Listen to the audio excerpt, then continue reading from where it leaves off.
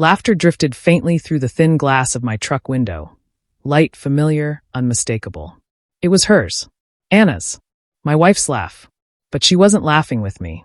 Across the street, under the neon flicker of a bar sign, I sat parked in the shadows and watched her lean in close to a man I'd never seen before.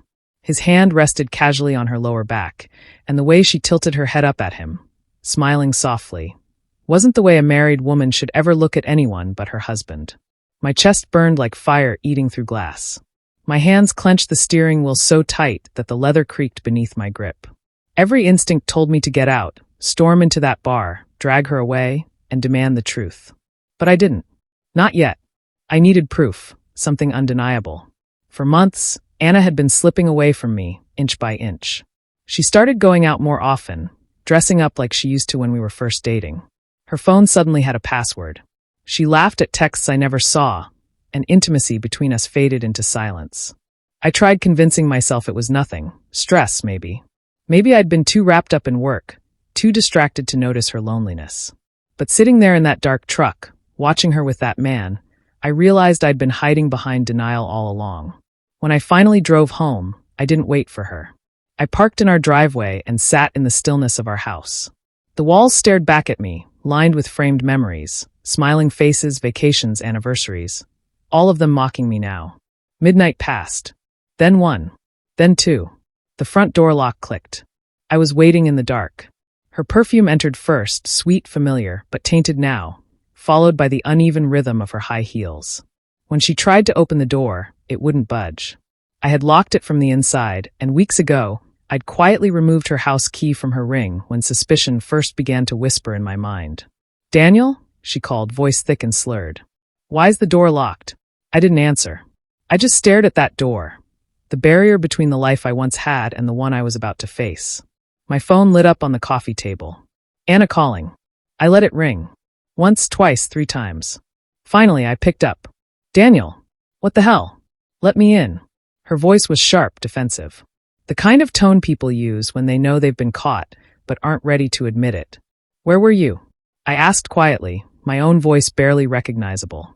"With friends," she stammered. "Why are you acting like this?" "It's late. Open the door." "Which friend, Anna?" I asked. My throat tightened. "The one with his hand on your back?" Silence. Only the muffled thump of a car stereo outside filled the space between us. "You followed me?" she finally whispered, voice trembling between guilt and fear. "I didn't have to," I said coldly. "You don't even bother hiding it anymore." Her fists pounded against the door. "Daniel, please. It's not what it looks like." "Then tell me what it is." I snapped. "He's just a friend from work," she rushed out. "We were celebrating a promotion, that's all." Her excuses felt rehearsed, fragile. I'd heard that same tone before when she'd lie about something small and hope I'd ignore it. "Do you celebrate promotions by letting him touch you like that?" I shot back. "By laughing like he's your husband?" I heard her breath hitch, followed by a quiet sob. "Daniel, I didn't mean for this to happen." Her confession shattered what little strength I had left. When she realized I wasn't unlocking the door, she went quiet. For a moment, I thought she'd leave, maybe run back to him, confirming everything I already knew. But then my phone buzzed again. This time, her voice was softer, broken. "Daniel, I messed up," she said. "Please don't give up on me." I said nothing, torn between rage and heartbreak.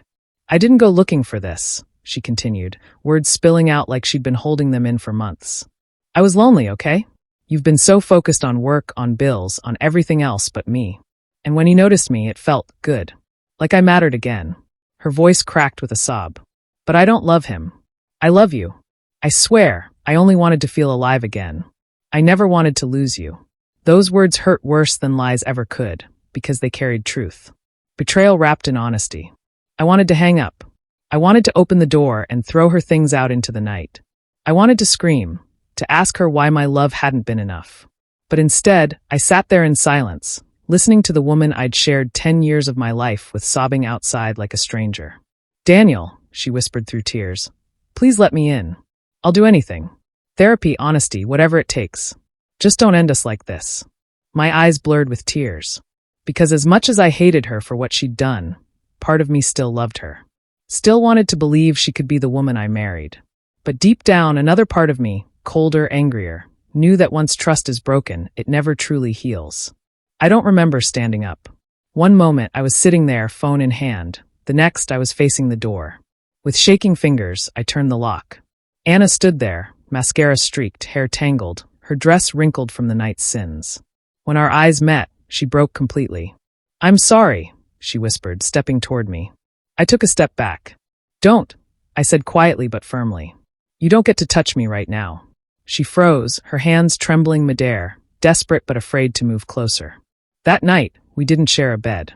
She cried herself to sleep on the couch while I stared at the ceiling, wide awake, listening to the silence stretch between us.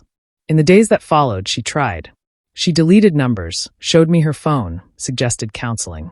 She cooked dinners, left notes, and clung to me like a drowning woman reaching for anything solid. But something inside me had changed. Every time she smiled, I wondered if it was the same smile she'd given him. Every time she touched me, I felt the ghost of his hand on her back. Trust wasn't broken, it was buried. Weeks later, she came into the bedroom holding a folder full of therapy brochures. Her eyes were red and swollen. "Daniel," she said softly, "I know I don't deserve another chance, but please. I'll fight for us if you'll let me." I looked at her, really looked, and in that moment, I understood something painful but freeing. I didn't want to fight anymore. "I can't, Anna," I said gently. "I'll never see you the same way again. And if I stay, I'll only grow to hate you.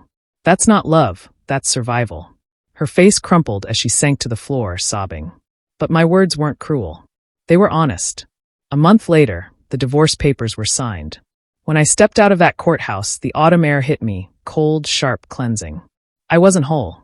Not yet. Maybe I wouldn't be for a long time. But I was free.